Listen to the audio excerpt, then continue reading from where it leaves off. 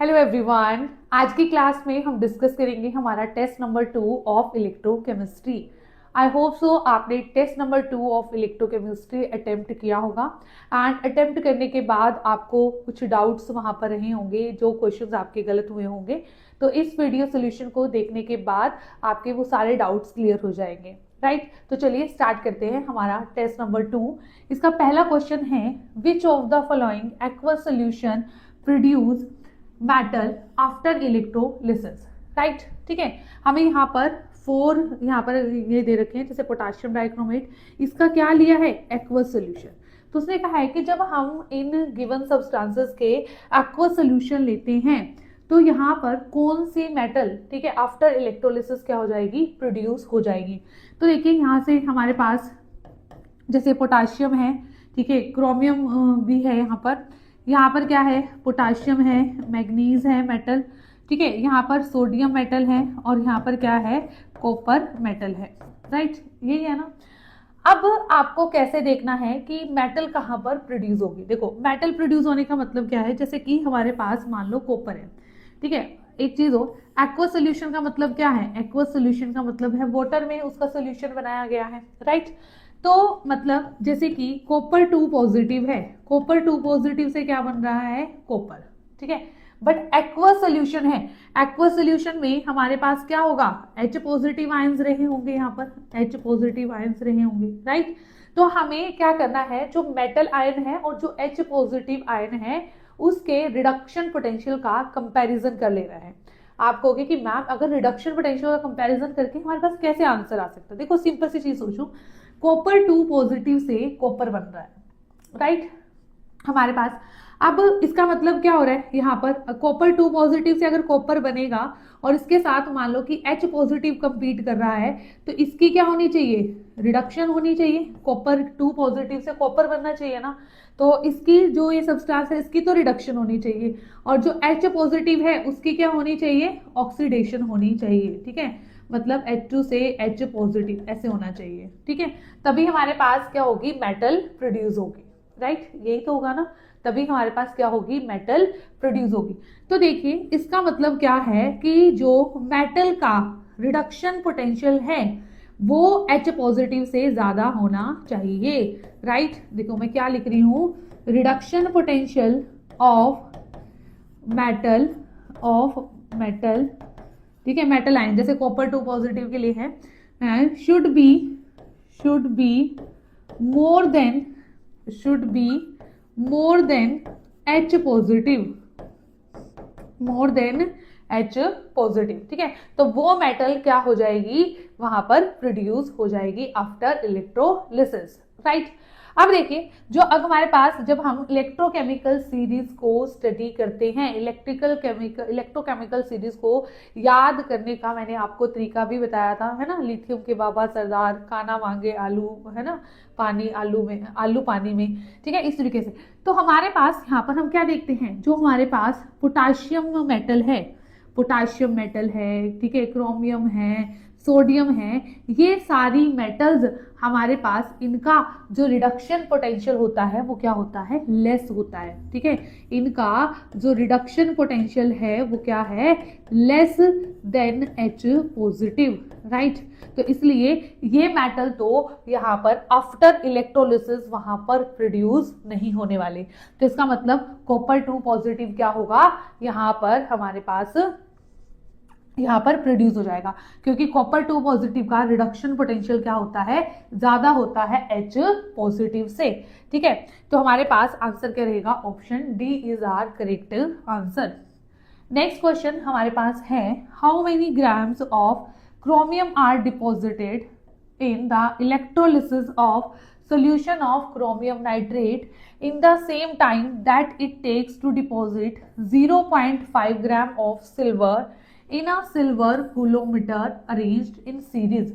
ठीक है, ये हमारा कहाँ से क्वेश्चन है, जो हमारा होता है Faraday law of electrolysis, second Faraday law जो होता है, ठीक है। तो यहाँ पे देखो दो सीरीज में क्या किए गए हैं, ठीक है, सॉल्यूशंस को कनेक्ट किया गया है, मतलब कि यहाँ पर दोनों का जो इक्विवेलेंट मास है वो क्या होने वाला है, इक्वल डिपॉजिट होने वाला है, क्योंकि सीरीज में जब हम कनेक्ट करते हैं दो सॉल्यूशन को तो वहां पर अमाउंट ऑफ करंट भी पास जो होता है वो सेम होता है। तो हम यहाँ पर क्या कहते हैं, equivalent mass of silver is equal to equivalent mass of क्या होगा, क्रोमियम। ठीक है, डिपॉजिटेड मतलब, ठीक है, equivalent mass of silver deposited is equal to equivalent mass of chromium, right, ये आ जाएगा ऑफ क्रोमियम। अब देखिए ध्यान से, हमारे पास यहाँ पर क्या दिया है, कहते हैं how many grams of chromium. अब जो इक्विवेलेंट मास होता है वो क्या होता है, देखो गिवन मास अपॉन में मोलर मास और इनटू क्या कर दो यहाँ पर n फैक्टर कर दो, इनटू यहाँ पे क्या कर दोगे n फैक्टर हम यहाँ पर कर देंगे, n factor into given mass upon में मोलर मास। ये तो मोल्स हो जाते हैं ना, अगर हम मोल्स को n फैक्टर से मल्टीप्लाई कर देते हैं तो हमारे पास क्या आ जाता है, equivalent mass, number of gram equivalents. ठीक है, नंबर ऑफ ग्राम इक्विवेलेंट्स। ठीक है, ऐसे देखो ध्यान से मैं आपको बताती हूँ, हमारे पास क्या होता है, 1 मिनट, यहाँ पे नंबर ऑफ ग्राम इक्विवेलेंट्स लिखो। ठीक है, number of gram equivalents, sorry, number of gram equivalents of silver and यहाँ पर क्या लिखोगे, number of gram equivalent of chromium. ठीक है, अब नंबर ऑफ मोल्स हमने क्यों नहीं लिखा, क्योंकि नंबर ऑफ मोल्स डिफरेंट भी डिपॉजिट होते हैं, but number of gram equivalents क्या होते हैं, इक्वल डिपॉजिट होते हैं, राइट। तो देखो ये क्या हो जाएगा, गिवन मास अपॉन में मोलर मास अपॉन में n फैक्टर, क्योंकि ये होता है ना नंबर ऑफ ग्राम इक्विवेलेंट्स कैसे हम फाइंड आउट करते हैं, गिवन मास अपॉन में मोलर मास और ठीक है अपॉन में इक्विवेलेंट मास होता है। इक्विवेलेंट मास क्या होता है, मोलर मास बाय में n फैक्टर। दोबारा से सुन लो, ठीक है, नंबर ऑफ ग्राम इक्विवेलेंट्स हमारे पास क्या होते हैं जी, हमारे पास होते हैं that is equal to given mass upon में इक्विवेलेंट मास, राइट। और इक्विवेलेंट मास हमारा क्या होता है, इक्विवेलेंट मास होता है मोलर मास डिवाइडेड बाय में n फैक्टर, राइट। तो ये n फैक्टर ऊपर चला जाएगा, तो ये क्या बन गया हमारे पास, ठीक है, मैं इसको ऐसे लिख दूं n factor into w by में मोलर मास, यहाँ पे भी इसके लिए n factor into w by में मोलर मास, राइट।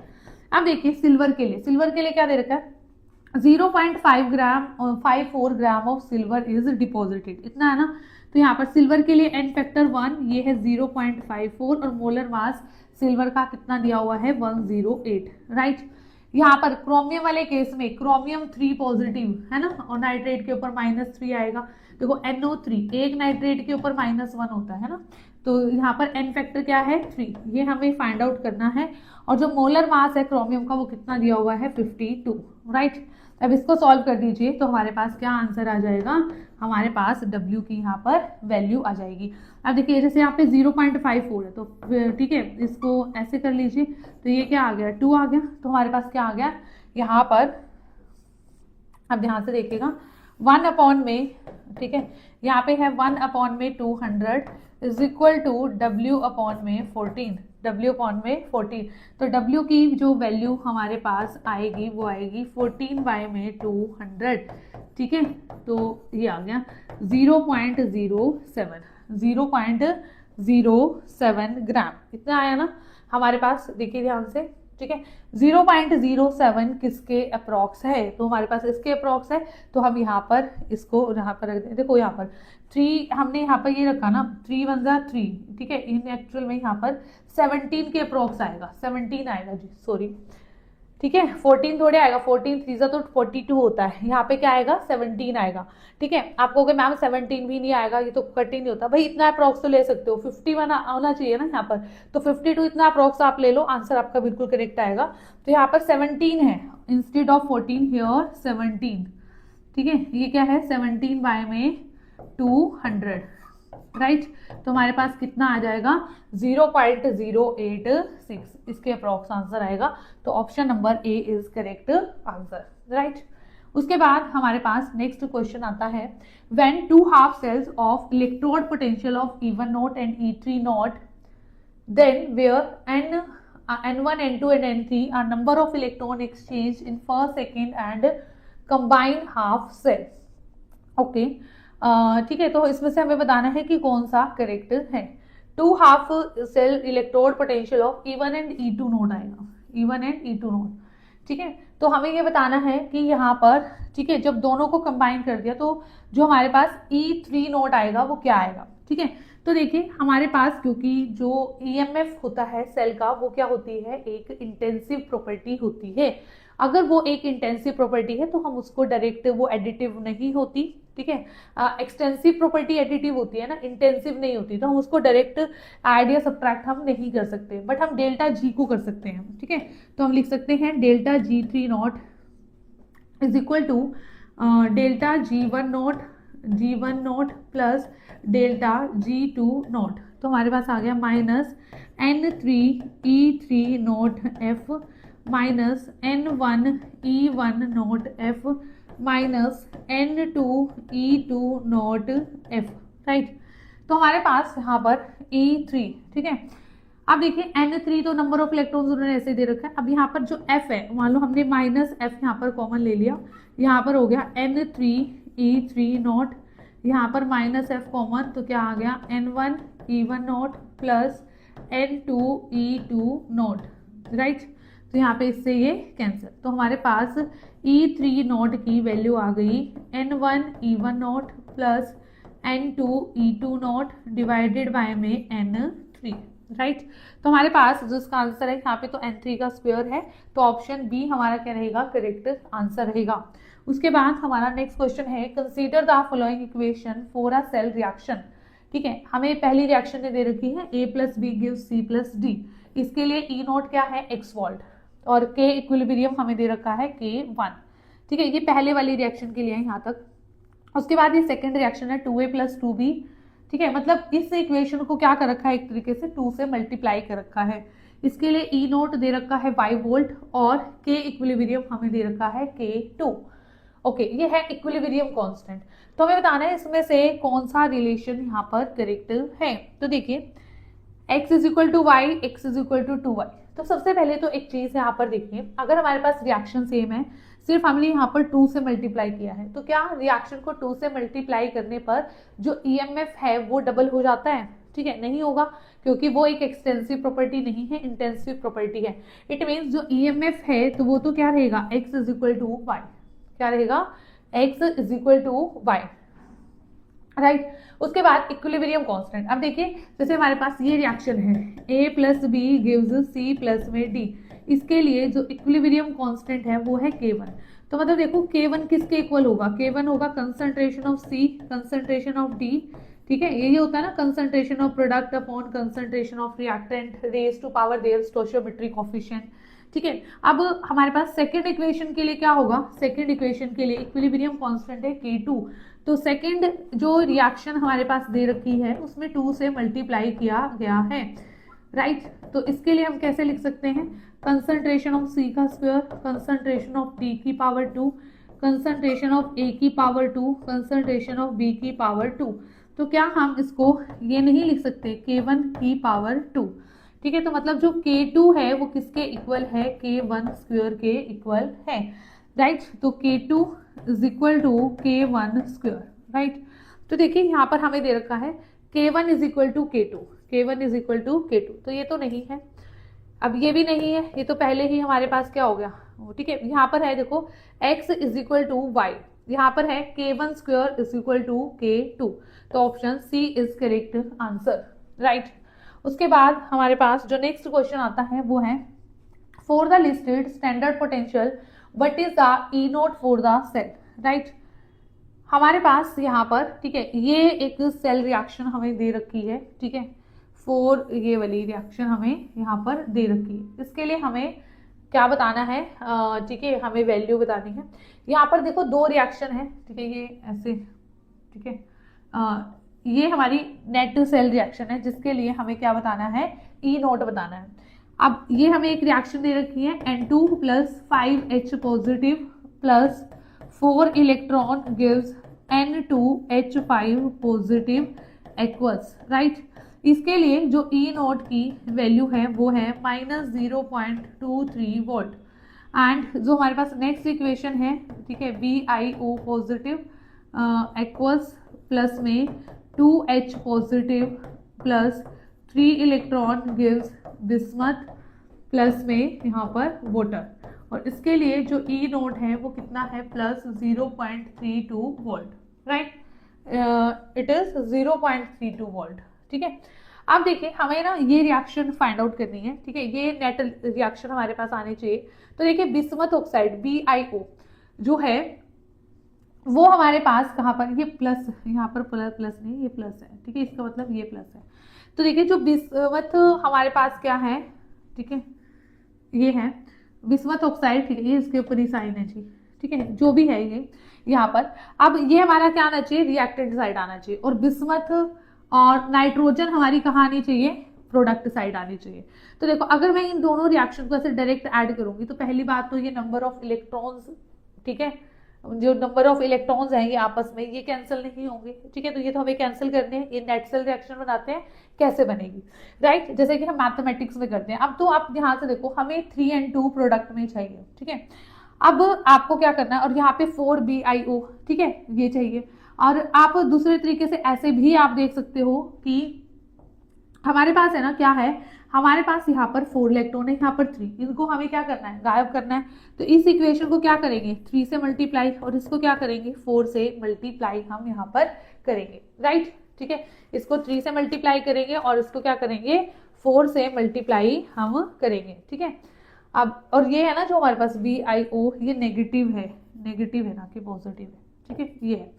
अब इसको हमने 4 से किया है, इसको हमने किससे किया, 3 से मल्टीप्लाई किया। तो हमारे पास क्या आ जाएगा इक्वेशन, देखो 4BiO, ठीक है, प्लस 8H पॉजिटिव प्लस हमारे पास 4 3 12 electron gives 4 bismuth plus 4H2O, right, ये आ गया। अब इसके लिए ई नोड तो हमारा सेम ही रहेगा ना, ई नोड क्या रहेगा, सेम ही रहेगा 0.32 वोल्ट। ठीक है, क्योंकि अगर हम इसको मल्टीप्लाई भी कर रहे हैं तब भी हमारे जो इक्वेशन उसके ऊपर कोई भी इफेक्ट नहीं होता EMF वैल्यू पर। अब हमें क्योंकि N2 क्या चाहिए, प्रोडक्ट साइड चाहिए। ठीक है, तो क्यों ना हम इसका जो रिएक्टेंट है, इसका जो प्रोडक्ट है उसको रिएक्टेंट साइड लिख दें। ठीक है, तो यहाँ पर इसको 3 से मल्टीप्लाई करो, क्या आ गया, 3N2H5 positive gives 3N2 plus में 3 5 15H पॉजिटिव प्लस में 12 इलेक्ट्रॉन्स, राइट। ठीक है, तो आप देखिए अब अगर इन दोनों को ऐड करेंगे, पर इसके लिए ई नोड क्या हो जाएगा, क्योंकि हमने इसको एक्सचेंज कर दिया ना, प्रोडक्ट रिएक्टेंट, रिएक्टेंट प्रोडक्ट, तो ये आ गया 0.23 वोल्ट। कितना आ गया, 0.23 वोल्ट। अब इनको ना प्लस कर दीजिए, इनको प्लस करेंगे तो देखिए ध्यान से हमारे पास जो 12 इलेक्ट्रॉन है ये आपस में क्या हो जाएंगे, कैंसिल हो जाएंगे। उसके बाद क्या बच गया, 4BiO बिस्मथ ऑक्साइड, ठीक है, 4 ये हो गया, प्लस में हमारे पास 3N2H5 पॉजिटिव, ये आ गया, प्लस 8H पॉजिटिव। ठीक है, अब 8H पॉजिटिव यहाँ पर नहीं आया है, कि मतलब यहाँ पर, क्योंकि यहाँ पर भी है ना 15H पॉजिटिव, 15H पॉजिटिव, एक मिनट को, ठीक है, ये आ गया हमारे पास। अब देखिए ध्यान से, यहाँ पे भी तो था हमारा 7H पॉजिटिव, 7 को हमने जब मल्टीप्लाई किया किससे, एक मिनट को, मैंने यहाँ पर सिर्फ क्या लिखा है, अच्छा ये तो रिएक्शन आनी चाहिए हमारे पास, सॉरी। ठीक है जी, ठीक है, 8H पॉजिटिव। अब देखो यहाँ पे है 8H पॉजिटिव, यहाँ पे है 15H पॉजिटिव, तो कितना रह जाएगा टोटल, उस साइड रहेगा ना, इधर 7H पॉजिटिव रह जाएगा। उसके बाद हमारे पास यहाँ पर 4 बिस्मथ प्लस 3N2, ठीक है, और यहाँ पर हमारे पास क्या रह जाएगा, 4H2O, ठीक है, प्लस में 4H2O। तो यही तो आ रही है इक्वेशन, यही तो आ रही है। तो इसके लिए अब EMF क्या हो जाएगा, हमने इन दोनों इक्वेशन को क्या किया है, अब ऐड किया है। तो ठीक है, इन दोनों इक्वेशन को हमने क्या किया है, ऐड किया है, राइट। तो अब हम यहाँ पर क्या करेंगे, ठीक है, अब हमें क्या निकालना है, EMF of net cell reaction. ठीक है, तो अब यहाँ पे क्या हम डायरेक्ट इनकी वैल्यू को ऐड कर दें, इवन, ठीक है, नहीं, ये ऐड थोड़ी कर सकते हैं हम। ठीक है, अब हमें क्या करना पड़ेगा, वही डेल्टा जी वाला हमारा कॉन्सेप्ट अप्लाई करना पड़ेगा। तो देखिए delta G is equal to delta G1 not plus delta G2 naught, right. अब आप ये देखो ध्यान से, इसको E1 मान लो और इसको E2 मान लो, ठीक है। ये फर्स्ट रिएक्शन, ये सेकंड रिएक्शन। फर्स्ट रिएक्शन के अंदर हमारे पास यहाँ पर कितने इलेक्ट्रॉन्स इन्वॉल्व थे? 12 थे। सभी में कितने हैं? 12 इलेक्ट्रॉन्स बन गए ना, तो यहाँ पे भी 12, यहाँ पे भी 12, और ऑल ओवर में तो कितने आएंगे? 12 आएंगे, ठीक है।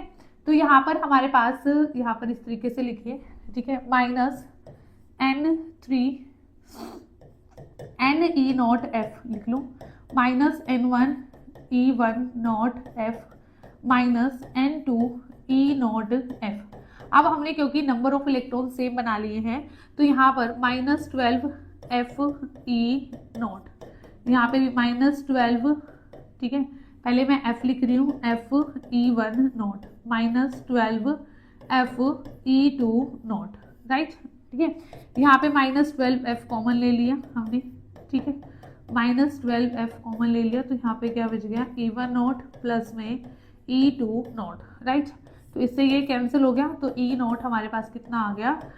E1 नॉट प्लस में E2 नॉट। तो देखो ध्यान से, यहाँ पे एक चीज मैं आपको वो समझा रही हूँ, अगर नंबर ऑफ इलेक्ट्रॉन्स आपने सेम बना लिए ना, ठीक है, F तो वैसे ही कॉमन आ जाता है, तो आपके बाद उसके बाद जो आंसर आता है वो ऐसे आ जाता है डायरेक्ट, ठीक है, कि E1 not plus E2 not. But ये शॉर्टकट होता है, ऐसा नहीं होता। फाइंड आउट यही मेथड से होता है, बट रिजल्ट आपका वही आ जाएगा अगर नंबर ऑफ इलेक्ट्रॉन्स क्या होंगे? सेम होंगे तो, ठीक है। तो 0.32 प्लस 0.23, तो कितना आ जाएगा? 0.55 वोल्ट, ठीक है। तो हमारा जो करेक्ट आंसर रहेगा क्वेश्चन नंबर 5 का, वो हमारा क्या रहेगा जी? Option A is correct answer, right, ठीक है। चलिए उसके बाद हमारा नेक्स्ट क्वेश्चन आता है, question number 6। Based on the following information, arrange 4 metals A, B, C and D in order of decreasing ability to act as reducing agent, right, ठीक है। हमें decreasing ability to act as reducing agent बतानी है। Reducing agent सबसे पहले क्या होते हैं? देखो, रिड्यूसिंग एजेंट होते हैं हमारे पास जो ऐसे सब्सटेंसेस जो दूसरों को रिड्यूस करे और खुद क्या हो जाए? ऑक्सीडाइज, ठीक है। इट सेल्फ क्या हो? इट सेल्फ ऑक्सीडाइज हो, मतलब जिसका ऑक्सीडेशन पोटेंशियल ज्यादा होगा, ठीक है, वो अच्छा रिड्यूसिंग एजेंट होगा, ठीक है। ऑक्सीडेशन पोटेंशियल क्या होगा? जिसका ज्यादा होगा वो क्या होगा? अच्छा रिड्यूसिंग एजेंट होगा, है ना, बेस्ट रिड्यूसिंग एजेंट। या फिर इन अदर वर्ड्स आप ये कह सकते हो कि जिसका रिडक्शन पोटेंशियल सबसे कम होगा, लीस्ट होगा, वो बेस्ट रिड्यूसिंग एजेंट होगा। बस पहले तो ये चीज आप सोच के लिख लीजिए कि अभी ये दो चीजें, और ये ना अपने जैसे जब आप क्वेश्चन सॉल्व करते हो ना, ये नहीं कि बस दिमाग में सोचते रहो, इसको ऐसे लिख लो पहले कि रिड्यूसिंग एजेंट का मुझे decreasing ability of reducing agent बतानी है। तो रिड्यूसिंग एजेंट तो वो होते हैं जो दूसरों को रिड्यूस करते हैं और खुद क्या हो जाते हैं? ऑक्सीडाइज, मतलब खुद ऑक्सीडाइज हो रहे हैं। भाई खुद ऑक्सीडाइज होने का मतलब क्या है? कि जिनका ऑक्सीडेशन पोटेंशियल ज्यादा होगा वो क्या होंगे? आसानी से ऑक्सीडाइज हो जाएंगे। तो खुद ऑक्सीडेशन पोटेंशियल क्या होना चाहिए? हाई। और अगर रिडक्शन पोटेंशियल वाली कोई स्टेटमेंट हुई तो रिडक्शन पोटेंशियल क्या होना चाहिए? लेस। बस ये लिख लिया। चलो अब हम हमारे स्टेटमेंट्स पर आते हैं। तो पहली स्टेटमेंट हमारी है, कहता है only A, B and C react with 1 molar HCl to give H2। तो देखो मतलब कि वो ये कहता है कि जब A मेटल HCl के साथ रिएक्ट करती है तो हाइड्रोजन गैस की इवोल्यूशन हो जाती है। तो ध्यान से देखो, H पॉजिटिव से H2, मतलब इसकी क्या हो रही है? ऑक्सीडेशन हो रही है। इसकी क्या हो रही है? ऑक्सीडेशन हो रही है। ध्यान से देखना, अगर इसकी ऑक्सीडेशन हो रही है तो इसका मतलब इसकी तो रिडक्शन हो रही होगी, इसकी तो खुद की रिडक्शन हो रही होगी। मतलब जो A, B and C metal हैं उनका ऑक्सीडेशन पोटेंशियल H पॉजिटिव से क्या है? कम है, ठीक है। यहां से हमने ये कंक्लूजन निकाला, A, B and C have less oxidation potential value, less oxidation potential value, ठीक है, then H positive, then H positive. चलो ये हमने एक कंक्लूजन यहाँ पे हो गया। उसके बाद सेकंड में क्या कहता है? ये सेकंड स्टेटमेंट है जी हमारी, कहता है when C is added to solution of the other metal ions, ठीक है, जब C को हमने क्या किया? अदर मेटल आयंस में ऐड किया, कहता है metallic B and D are formed, ठीक है, metallic B and D are formed. ये सेकंड स्टेटमेंट है, यहाँ से लेके यहाँ तक सेकंड स्टेटमेंट है। और उसके बाद हमारे पास जो ये हमारी है वो है थर्ड स्टेटमेंट, राइट। और ये हमारी क्या है, फर्स्ट स्टेटमेंट। अब देखिए उसने कहा कि जब हमने ना मेटालिक सी मेटल को ऐड किया solution of other metal ions, ठीक है, सी को ऐड किया अदर मेटल आयंस, मतलब बी पॉजिटिव में ऐड किया तो हमें बी मिला। सी को जब हमने डी पॉजिटिव में ऐड किया तो हमें डी मिला। यही है इसका मतलब। क्या है इसका मतलब? ये है, देखो बी पॉजिटिव, इसकी रिडक्शन हो रही है, बी पॉजिटिव से बी तो क्या हो रही है, इसकी तो रिडक्शन हो रही है, ठीक है। तो मतलब जो सी है, सी मतलब बी और डी का रिडक्शन पोटेंशियल सी से ज्यादा है, ठीक है। पर हम ऑक्सीडेशन पोटेंशियल की ही बात करते हैं क्योंकि हमने यहाँ पे ऑक्सीडेशन पोटेंशियल लिखा है। तो आप ऐसे भी बोल सकते हो कि ऑक्सीडेशन पोटेंशियल किसका, देखो इसका तो रिडक्शन हो रहा है, इसका क्या हो रहा है, रिडक्शन, तो मतलब इसका रिडक्शन पोटेंशियल ज्यादा रहा होगा, तो ऑक्सीडेशन पोटेंशियल किसका ज्यादा रहा होगा, सी का ज्यादा रहा होगा। तो oxidation potential of C is greater than B and D, ठीक है। रिडक्शन पोटेंशियल और oxidation potential of C is greater than B and D. इसका मतलब एक चीज देखो, हमने कहा था भाई बढ़िया रिड्यूसिंग एजेंट के लिए ऑक्सीडेशन पोटेंशियल हाई होना चाहिए, ठीक है। तो ऑक्सीडेशन पोटेंशियल सी का बी और डी से ज्यादा आ गया, मतलब जो सी है वो बढ़िया रिड्यूसिंग एजेंट है as compare to B and D. अभी हमें ये पता है। तो अब एक बार ऑप्शंस में देख लो, देखो C इज डी और बी, यहाँ पे भी C B और D से ज्यादा है, तो हर जगह ही ज्यादा है, ठीक है। अभी ऐसे नहीं पता चलेगा हमें, ये हो गया। उसके बाद थर्ड है metal C does not reduce AN positive. तो अगर C के अंदर हमने AN पॉजिटिव ऐड किया तो ये इसको रिड्यूस नहीं कर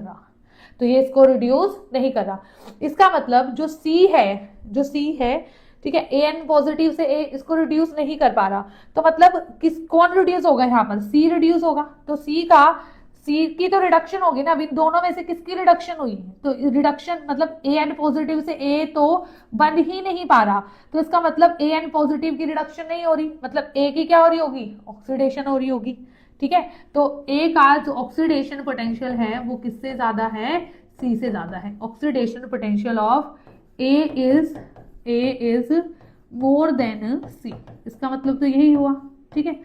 तो अब हमें ये पता है ऑक्सीडेशन पोटेंशियल मतलब सबसे ज्यादा किसका हो गया, A का हो गया, तो मतलब सबसे बढ़िया रिड्यूसिंग एजेंट हमारा कौन सा हो गया, A, ठीक है। तो अब A देखो, A हमारे दो ऑप्शन में है, ठीक है, एक तो यहाँ पर है एक यहाँ पर है, तो ये और ये ऑप्शन तो पहले ही क्या हो गए हमारे, एलिमिनेट हो गए, ठीक है। तो A हमारा दो ऑप्शंस में क्या है, हमारा बढ़िया रिड्यूसिंग एजेंट है।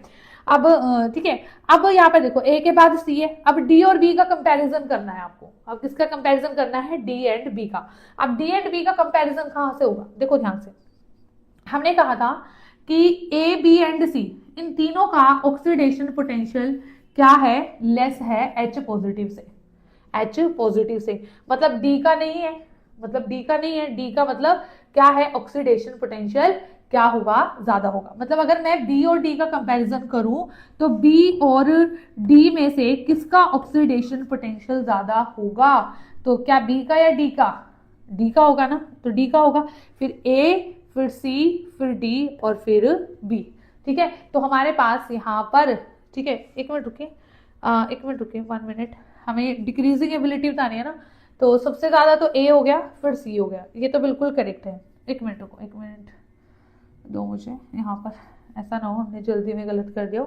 हाँ, अभी ऑक्सीडेशन पोटेंशियल इसका तो कम है ना, B का, तो ऑक्सीडेशन पोटेंशियल ज्यादा किसका है, D का ऑक्सीडेशन पोटेंशियल हमारे पास क्या हुआ, ज्यादा हुआ। 1 मिनट रुको, यहाँ पर ये हो गया ना C D एंड B, ये तो ठीक है, बिल्कुल ठीक है जी। यहाँ पर 1 मिनट, ठीक है, 1 मिनट चेक करती हूँ मैं। हाँ जी, देखिए यहाँ पर हमारे पास पहले स्टेटमेंट में क्या लिखा हुआ था, ABC have less oxidation potential than H positive, ठीक है, क्योंकि उसने हमें ये कहा था, ठीक है। इसका मतलब उसने ये तो नहीं लिखा ना कि वो D को, ठीक है, D वो नहीं करा। तो यहाँ पे देखो only AB and C reacts with 1 molar HCl to give H2, इसका मतलब ये है। यहाँ अब ध्यान से देखना, यहाँ पे सिर्फ ए बी एंड सी का जो ऑक्सीडेशन पोटेंशियल है, ठीक है, इनका ऑक्सीडेशन पोटेंशियल हमने मान लिया कि वो क्या है, लेस ऑक्सीडेशन पोटेंशियल है, क्योंकि एच पॉजिटिव का ऑक्सीडेशन ज्यादा होगा। एक मिनट रुको, ये मैंने गलत लिख दिया ना, यहाँ पर गलत लिख दिया, देखो +1 से 0 जा रहा है, यहाँ तो रिडक्शन हो रहा है ना, यहाँ पे क्या हो रहा है, रिडक्शन हो रहा है, यहाँ पे क्या हो रहा है, रिडक्शन हो रहा है। अगर इसका मतलब रिडक्शन यहाँ पर हो रहा है, तो इसका ऑक्सीडेशन हो रहा है, तो मतलब इस यहाँ पर इनका जो ऑक्सीडेशन पोटेंशियल है, ठीक है, एच पॉजिटिव से क्या होगा, ज्यादा होगा भी, ठीक है, high oxidation potential than H positive. तो मतलब डी वाले का क्या हो जाएगा, कम हो जाएगा ऑक्सीडेशन पोटेंशियल।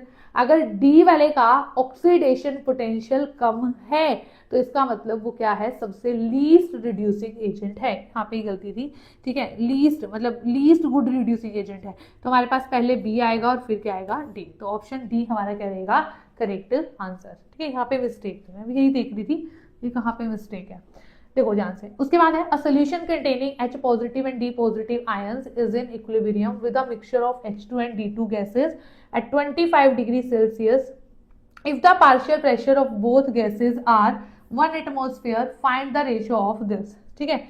गिवन है हमें E D, ठीक है, E नॉट और D पॉजिटिव से D2 के लिए -0.003 वोल्ट, ठीक है। तो सबसे पहले तो हमें इस ठीक है, इस क्वेश्चन के अंदर हमें क्या करनी पड़ेगी, यहाँ पर इक्वेशन बनानी पड़ेगी, है ना, क्योंकि उसने कहा है हमें इसकी कंसंट्रेशन चाहिए। देखो मान लो कि हमने ऐसे बनाया कि H पॉजिटिव है हमारे पास, H positive plus 1 electron gives half H2, और ऐसे ही D positive plus 1 electrons give half D2, right.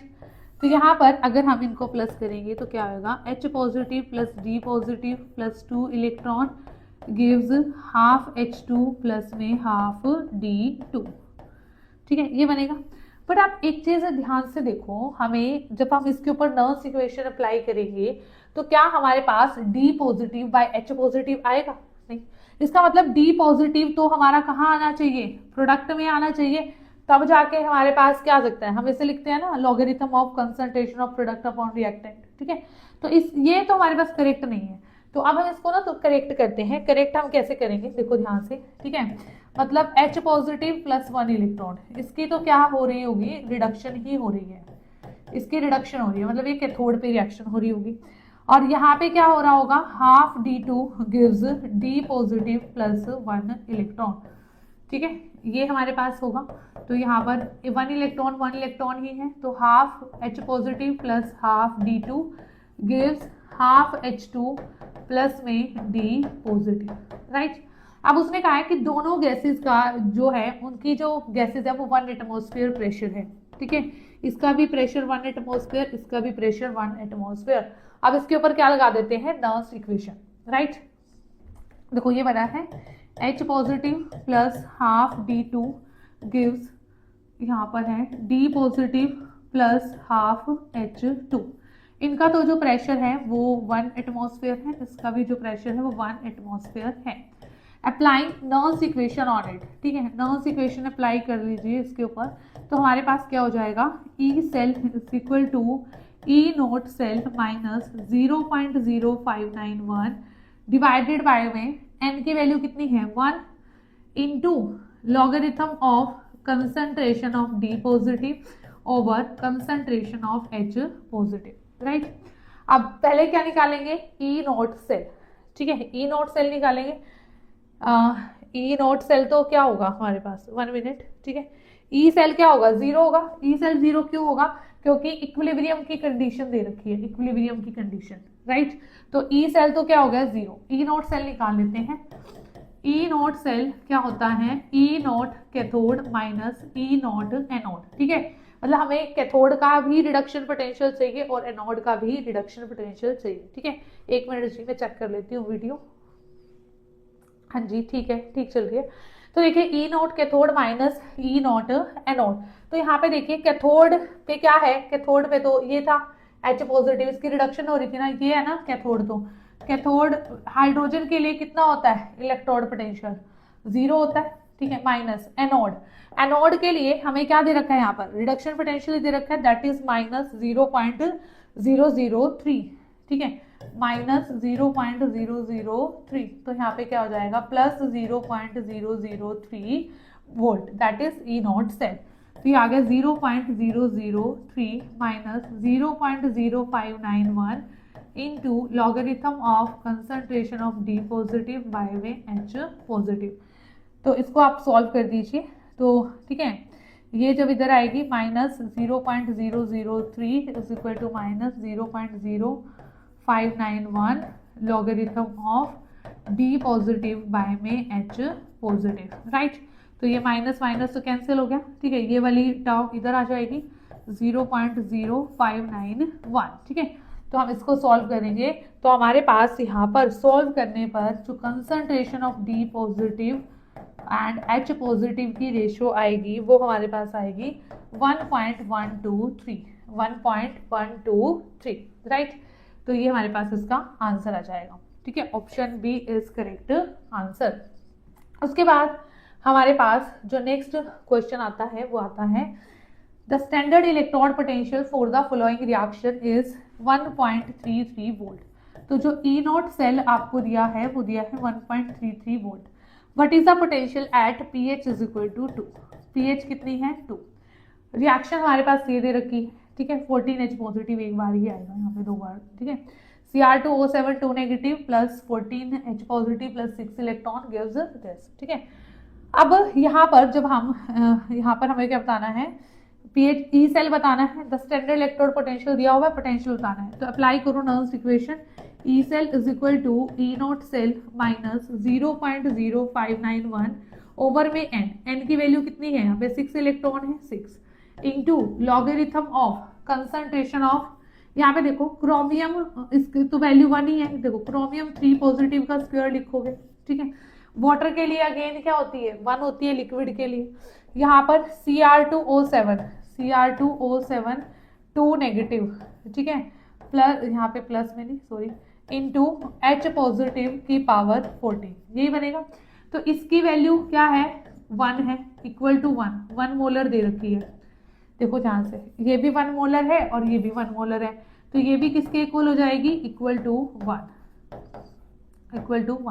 अब ये ऊपर चला जाएगा, ठीक है, देखो E cell is equal to E not cell minus 0.0591 by में 6 into logarithm of H positive की पावर माइनस 14।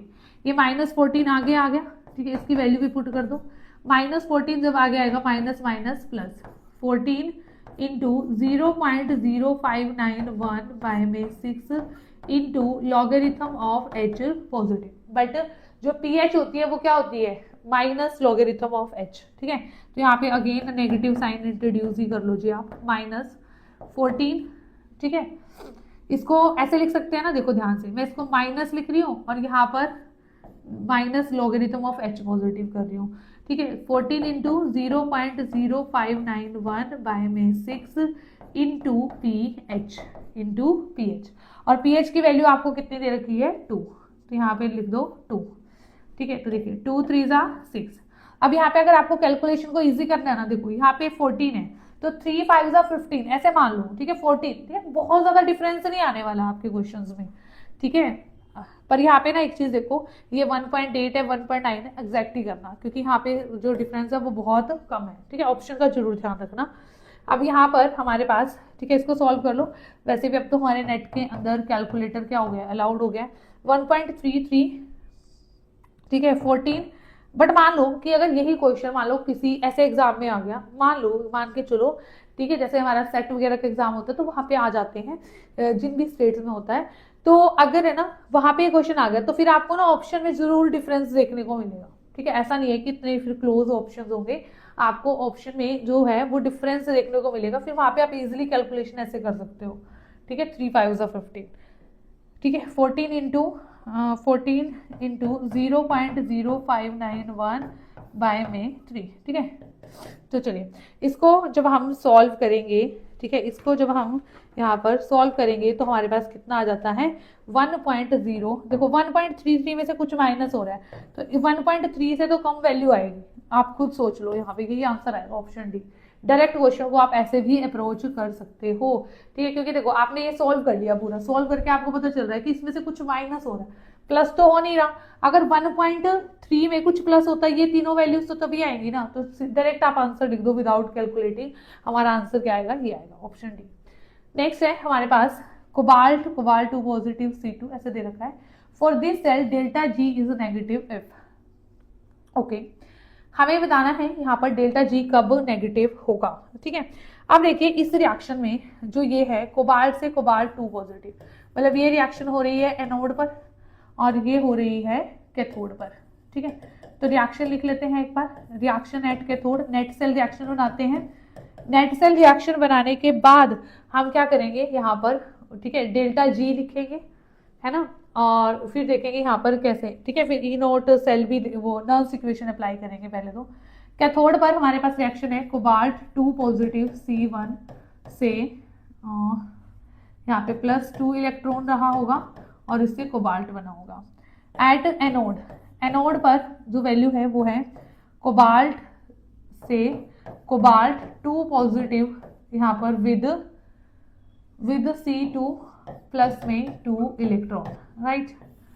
यहाँ पे देखो अब यहाँ पर इन दोनों इक्वेशन को हमने प्लस कर दिया, cobalt 2 positive with concentration C1, ठीक है, gives cobalt 2 positive with concentration C2, ये बनेगी हमारे पास, ठीक है।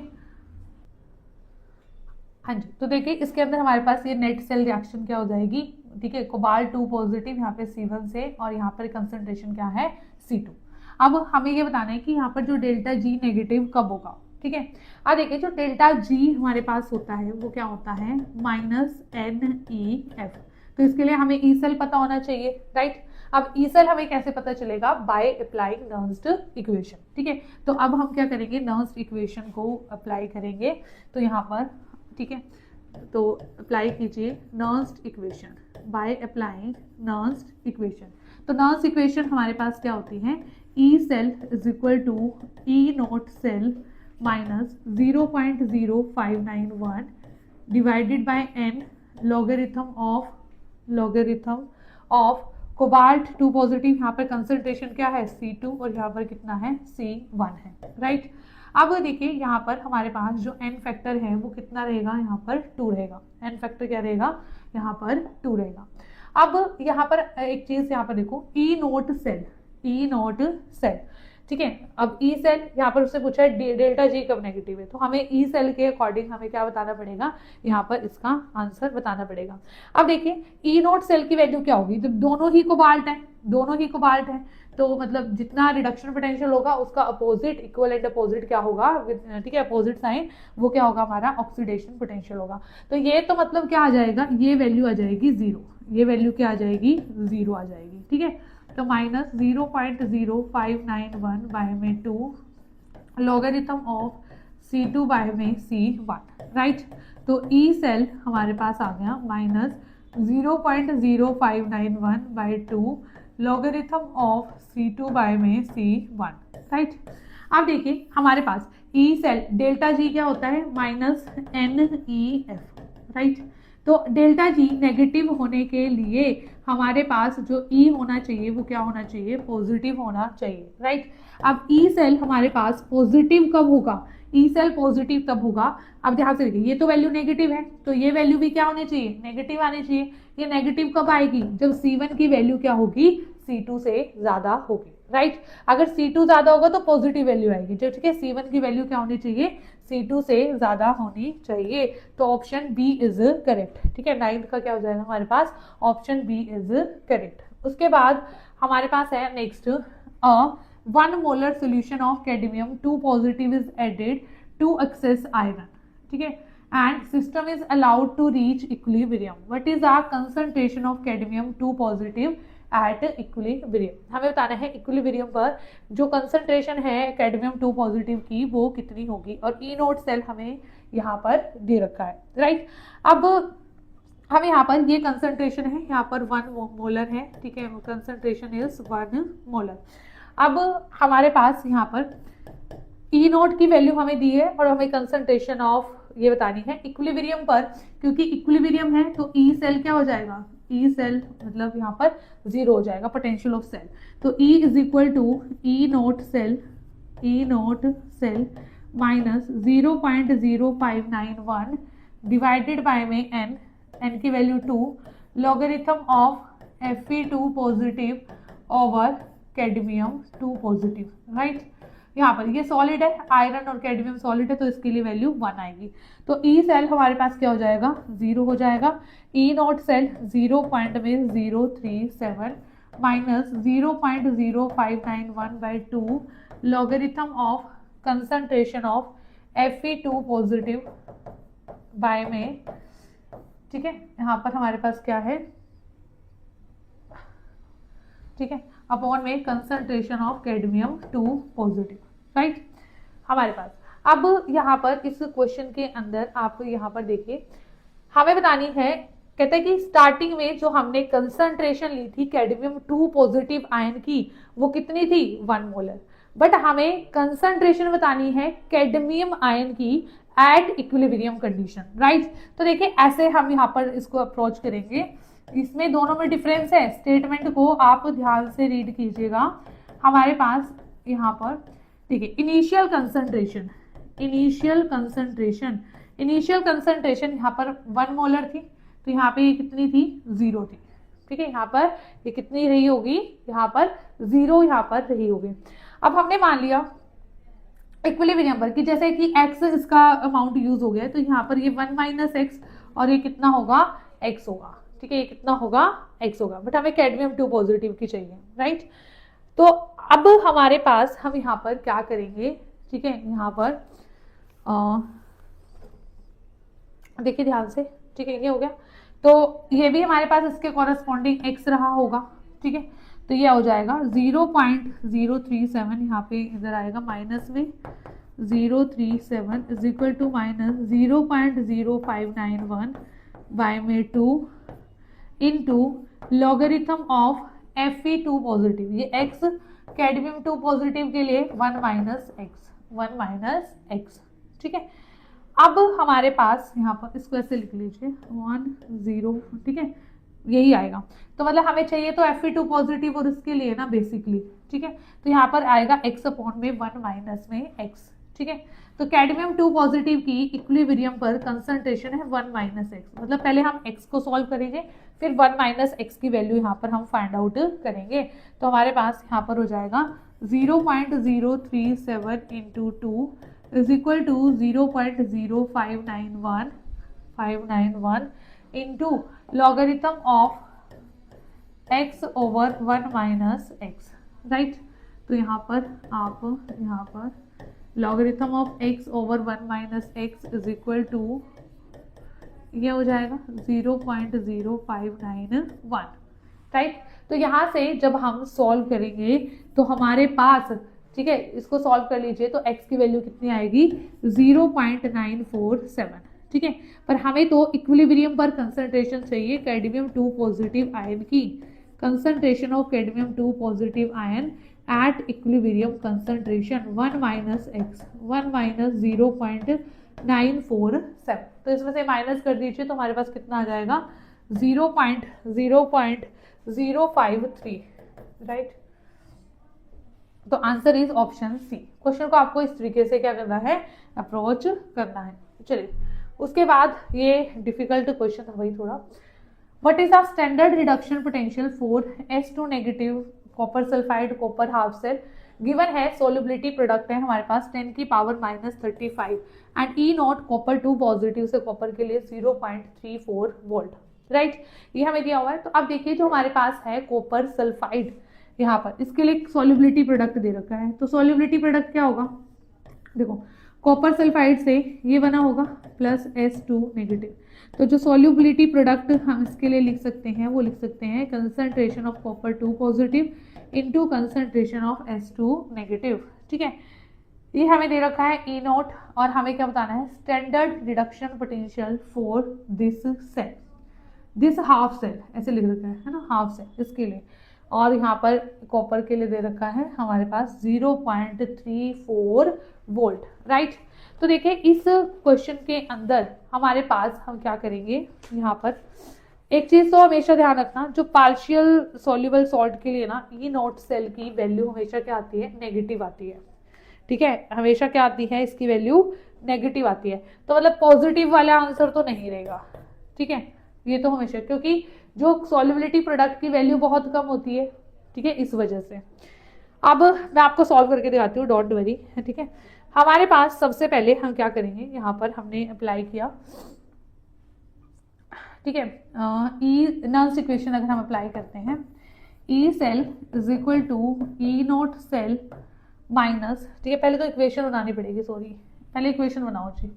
इक्वेशन हमारे पास क्या बनेगी, देखिए ध्यान से, copper sulphide plus 2 electron gives copper plus में सल्फाइड आयन, ठीक है, copper gives copper 2 positive ion plus में 2 इलेक्ट्रॉन। तो देखो हमारे पास ये वाला बन जाएगा कॉपर सल्फाइड, मतलब ये वाली नेट रिएक्शन आनी चाहिए, copper 2 positive plus S2 negative, ठीक है, कैंसिल हो जाएगी। तो ये हमारी पास बनेगी रिएक्शन। अब हमें क्या करनी है, नर्स इक्वेशन अप्लाई करनी है, ठीक है। अब नर्स इक्वेशन अप्लाई करने के लिए हमारे पास क्या आएगा, देखो नर्स इक्वेशन अप्लाई हम करेंगे, नर्स इक्वेशन अप्लाई करने की जरूरत नहीं है, क्योंकि हमें ना कॉपर 2 पॉजिटिव से कॉपर के लिए यहाँ पर वैल्यू कितनी दे रखी है, ये दे रखी है 0.34 वोल्ट, इसका रिडक्शन पोटेंशियल, राइट, ठीक है। अब यहाँ पे देखो ये हमारा क्या है, एनोड है, ये हमारा एनोड है, ठीक है। अब हम सिर्फ ऐसे ई नोट सेल निकालते हैं इस रिएक्शन के लिए, अभी एक मिनट रुको, E note cell is equal to क्या होता है, E not cathode minus E not anode. तो देखो कैथोड वाली रिएक्शन तो ये है जिसके लिए हमें फाइंड आउट करना है, इसको एक्स मान लो, ई नोट एनोड, एनोड ये है कॉपर वाला, कॉपर से कॉपर 2 पॉजिटिव बन रहा है, बट इसके लिए तो आपको रिडक्शन पोटेंशियल ही चाहिए होता है ना, तो ये 0.34, और ई नोट सेल अगर आपको पता चल जाए तो आपका हमारा क्वेश्चन क्या हो जाएगा, यहाँ पर सॉल्व हो जाएगा। तो यहाँ पर इस इक्वेशन के ऊपर हम क्या करते हैं, नर्स इक्वेशन अप्लाई करते हैं, अप्लाई नर्स इक्वेशन, ठीक है, अप्लाई नर्स इक्वेशन, राइट। तो नर्स इक्वेशन हम यहाँ पर अप्लाई करते हैं तो हमारे पास क्या आएगा, E note cell is equal to 0.0591 by में 2 इंटू लॉगरिथम ऑफ के, ठीक है, लॉगरिथम ऑफ, ठीक है, यहाँ पर ये आएगा ना concentration of copper 2 positive, concentration of S2 negative, ऐसे आएगा। तो ये क्या है, this is nothing but solubility product, solubility product. तो 0.0591 डिवाइडेड बाय 2 लॉगरिथम ऑफ 10 की पावर -35, ठीक है। तो यहाँ पे वैल्यू पुट कर दीजिए, ई नोट सेल हमारे पास आ जाएगा -35 इंटू 0.0591। यहाँ पे ये क्यों लिखा हमने, क्योंकि देखो जब सॉल्युबिलिटी प्रोडक्ट की वैल्यू होती है तो वहाँ पे क्या होता है, सैचुरेटेड सोल्यूशन, इक्विलिब्रियम वाली बात होती है, तो वहाँ पर ई सेल तो हमारा क्या होगा, यहाँ पर 0 हो जाएगा, ई सेल क्या होगा, 0 होगा, ठीक है। तो इनटू में तो ये आ जाएगा log 10 1 बाय में 2, ठीक है। अब यहाँ से सॉल्व कर लीजिए इसको, तो हमारे पास इसको सॉल्व करके आएगा -1.034, यहाँ पे x माइनस 0.34, तो हमारे पास इसकी जो वैल्यू आएगी वो आएगी -0.69 में 4, ठीक है। तो answer will be option C is correct answer. उसके बाद हमारा जो नेक्स्ट क्वेश्चन है, a graph was plotted between molar conductivity of various electrolyte, ठीक है। तो हमें बताना है कौन से इलेक्ट्रोलाइट के लिए कौन सी कर्व है। तो देखिए एक है NaCl, एक है HCl और एक है हमारे पास अमोनियम हाइड्रोक्साइड।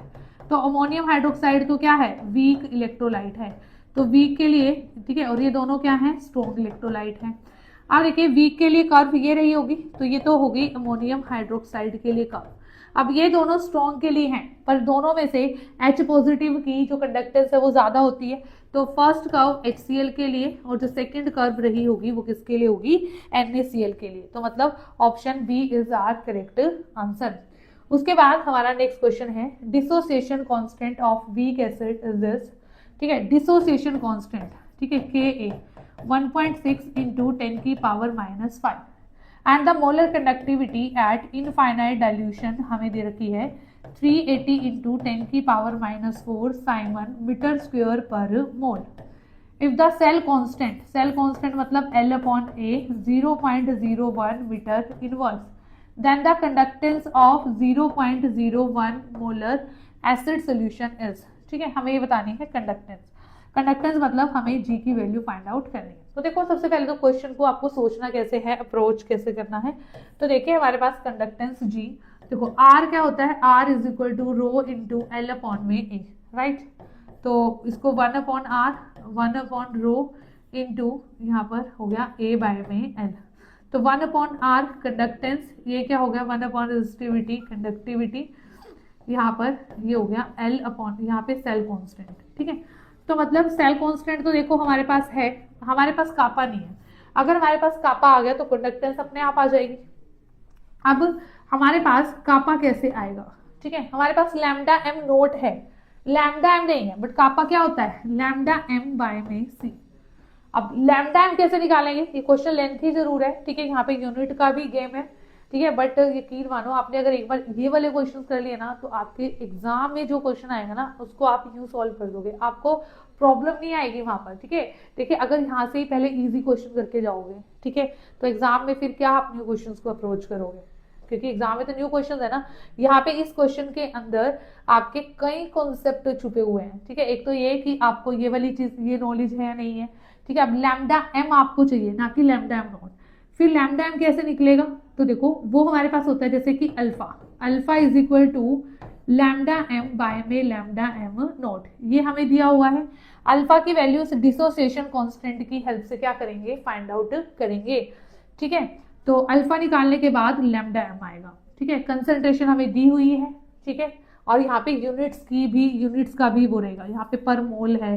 ठीक है, यहाँ पे जो इसकी यूनिट है मोल पर लीटर है मोलर में। ठीक है, तो यहाँ पर 2-3 कॉन्सेप्ट है जो आपके इस क्वेश्चन में लग रहे हैं, इस क्वेश्चन को आपको अच्छे से समझना है, राइट। तो सबसे पहले हम क्या करते हैं, डिसोसिएशन कांस्टेंट की हेल्प से हम क्या निकालेंगे, यहाँ पर हम अल्फा की जो वैल्यू है वो हम क्या करेंगे फाइंड आउट करेंगे।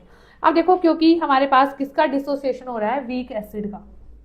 वीक एसिड मान लो HA है, HA से क्या बन रहा है H positive plus A negative, concentration 0 अब एट टाइम ये क्या है, at time t is equal to 0 पर, और एट टाइम t पर हमने माना कि जो अल्फा मोल्स हैं वो डिसोसिएटेड हो गए हैं। ठीक है, तो ये C माइनस सी अल्फा, ठीक है, भाई कंसंट्रेशन C का ही अल्फा अमाउंट डिसोसिएट हुआ है ना, तो C माइनस सी अल्फा लिखेंगे, तो K क्या हो जाएगा C alpha into C alpha over, ठीक है, C से C कैंसिल, तो C अल्फा स्क्वायर ओवर में 1 माइनस अल्फा, तो K हमारे पास आ जाएगा C अल्फा स्क्वायर, क्योंकि जो अल्फा की वैल्यू है वो क्या हो जाएगी बहुत कम हो जाएगी 1 से हमारे पास, तो K is equal to C alpha square, right. तो alpha square is equal to क्या आ गया KA अपॉन में C, तो अल्फा आ जाएगा square root of KA upon में C। ठीक है, तो यहाँ पर क्या आ जाएगा alpha is equal to square root of KA upon में C। तो अल्फा KA की वैल्यू क्या है हमारे पास 1.6 इंटू 10 की पावर -5 और कंसंट्रेशन कितनी है 0.01 मोलर, तो अल्फा आ गया 0.04। ठीक है, अब अल्फा है लैम्डा एम बाय में लैम्डा एम नोट। ठीक है, तो ये 0.04, ठीक है, लैम्डा एम बाय में लैम्डा एम नोट कितना है 380 इंटू 10 की पावर -4 साइमन मीटर स्क्वायर पर मोल, राइट। एक बार मैं वीडियो भी चेक कर लेती हूँ भाई, ठीक है, हाँ जी, ठीक है, तो ये है। अब यहाँ से अगर हम इसको सॉल्व करेंगे ना, ठीक है, तो हमारे पास लैम्डा एम कितना आ जाएगा, लैम्डा एम हमारे पास आ गया 380 इंटू 10 की पावर -4 इंटू 0.04, तो 4/100 लिख दो उसको, ठीक है, साइमन मीटर स्क्वायर पर मोल, राइट। तो यहाँ पर हमारे पास ये क्या हो जाएगा कैंसिल हो जाएगा, तो हमारे पास यहाँ पर आ जाएगा 15.2 इंटू 10 की पावर -4 साइमन मीटर स्क्वायर पर मोल, ठीक है, लैम्डा एम, राइट। अब देखिए लैम्डा एम हमारे पास आ गया। अब लैम्डा एम आ गया तो हमारे पास क्या आ जाएगी, कापा आ जाएगी, कापा अपॉन में सी। बट यहाँ पर यूनिट्स की प्रॉब्लम है। देखिए यूनिट्स को चेंज करना पड़ेगा। यहाँ पर है 1.52 सॉरी 15.2 है, 15.2 इंटू 10 की पावर -4 साइमन मीटर स्क्वायर पर मोल। और कंसंट्रेशन हमारी कितनी है, कंसंट्रेशन है 0.01 मोलर है ना, तो इसको हम लिख सकते हैं मोल पर लीटर। अब देखो ध्यान से, ये मोल इनवर्स मोल कैंसिल, पर ये मीटर स्क्वायर है, ये लीटर है, तो लीटर को किस में चेंज करना पड़ेगा, मीटर में, ठीक है। तो ये आ जाएगा 15.2 इंटू 10 की पावर -4 इंटू 0.01 इंटू साइमन, देखो ये है ना 1 साइमन मीटर स्क्वायर। अब देखो 1 लीटर के अंदर कितने मीटर क्यूब होते हैं, 1 मीटर क्यूब में होते हैं 1000 लीटर, तो 1 लीटर में कितने होते हैं 10 की पावर -3 क्यूबिक मीटर, ठीक है। तो लीटर इनवर्स है, तो यहाँ पे 10 की पावर -3 यहाँ पर क्यूबिक मीटर और इसका इनवर्स, ठीक है। तो ये हमारे पास हो गया साइमन मीटर स्क्वायर, ठीक है। यहाँ पर हो जाएगा इंटू 10 की पावर 3 और पर क्यूबिक मीटर, ठीक है। इसको सॉल्व कीजिए। इसको जब हम सॉल्व करेंगे तो कितना आ जाएगा 15.2 इंटू 10 की पावर, ठीक है, देखो 10 की पावर -4 है, यहाँ पे 100 10 की पावर -6, ये आ गया। इसको सॉल्व करोगे 10 की पावर 3 है, ठीक है, इंटू 10 की पावर 3, ये है ना यहाँ पर, तो ये आ गया 15.2 इंटू 10 की पावर -3 साइमन पर मीटर, ठीक है, ये आगे वैल्यू। अब कापा हमारे पास आ गया है, तो अब तो हमारे पास बहुत इजी है, ठीक है। अब हमें क्या करना है, यहाँ पर इसकी वैल्यू पुट कर दीजिए, ठीक है। तो हमारे पास ये आ गया conductance is equal to kappa कितना है, देखो ध्यान से, हाँ जी। तो देखिए हमारे पास यहाँ पर अब जो कंडक्टेंस है वो क्या आ जाएगी, जो कंडक्टेंस हमारे पास है दैट इज कापा अपॉन में सेल कांस्टेंट, राइट। तो हमारे पास जो कापा की वैल्यू आई है वो कितनी आई है, ठीक है, हमारे पास 15.2 इंटू 10 की पावर -3, 15.2 इंटू 10 की पावर -3 साइमन पर मीटर, साइमन पर मीटर। और जो सेल कांस्टेंट हमें दिया हुआ है वो कितना दिया हुआ है, यहाँ पर देखिए ध्यान से 0.01 मीटर इनवर्स, 0.01 मीटर इनवर्स, ठीक है। मतलब हम इसको क्या लिख सकते हैं 10 की पावर -2 लिख सकते हैं। तो हमारे पास आ गया 15.2 इंटू 10 की power -1, it means 1.52 siemens is our correct answer, right. ये क्वेश्चन लेंथी हमारे पास जरूर था बट क्वेश्चन इजी है। अगर आपको ये सारे फॉर्मूलाज पता है तो आप आसानी से इस क्वेश्चन को फाइंड आउट, यहाँ पर इसका आंसर फाइंड आउट कर सकते हो, राइट। उसके बाद देखिए diffusion current does not depend upon, diffusion current हमारे पास क्या होता है 708, ठीक है। डिफ्यूजन करंट के लिए जो हमारी इक्वेशन होती है वो हमारे पास क्या होती है जी 708, ठीक है। हमें ये बताना है ना क्योंकि कि डिफ्यूजन करंट किसके ऊपर डिपेंड करता है और किसके ऊपर डिपेंड नहीं करता। तो n d की पावर 1/2, m की पावर 2/3 एंड t की पावर 1/6 इंटू में c, राइट। तो ये क्या है हमारे पास ड्रॉप टाइम, m क्या है हमारे पास मास और t क्या है जी temperature, T is temperature, right. तो आप देखिए डिफ्यूजन करंट ड्रॉप टाइम पर टेम्परेचर पर डिपेंड करता है, यस, ड्रॉप टाइम पर यस, और कंसंट्रेशन पर भी, मास पे डिपेंड करता है ना, तो कंसंट्रेशन पे भी डिपेंड करता है मतलब, तो प्रेशर पर डिपेंड नहीं करता। तो ये आंसर हमारा क्या होगा, option D is correct answer. Next है ionic strength of a solution 0.3 molar CaCl2 and 0.2 molar AlCl3 is greater than 0.3 molar CaCl2 by, right. तो पहले हम आयनिक स्ट्रेंथ फाइंड आउट कर लेते हैं, किसके लिए, 4 कैल्शियम क्लोराइड के लिए, 4 CaCl2 के लिए आयनिक स्ट्रेंथ देखो यहाँ पर कैल्शियम क्लोराइड जब यहाँ पर डिसोसिएट होगा तो क्या बनेगा Ca2 positive plus 2Cl1 negative, तो ये है 0.3 मोलर, ठीक है। यहाँ पे हो जाएगा 0.6। तो यहाँ पर जो I की वैल्यू आएगी वो क्या आएगी, हाफ ठीक है, MiZi का स्क्वायर। तो यहाँ पे कंसंट्रेशन 0.3, पहले कैल्शियम आयन के लिए चार्ज कितना है +2 का स्क्वायर, यहाँ पर 0.6 इंटू -1 का स्क्वायर, राइट। तो यहाँ पर हाफ इंटू 1.2 प्लस 0.6, तो कितना आ गया 0.9। 4 aluminium chloride, 0.2 molar aluminium chloride. अब देखिए ध्यान से, एल्यूमिनियम क्लोराइड, ठीक है, हमारे पास यहाँ पर डिसोसिएट होगा तो क्या बनेगा, aluminium 3 positive ion 3 chloride ion. तो ये क्या है 0.2, तो ये कितना हो जाएगा 3 इंटू 0.2 0.6।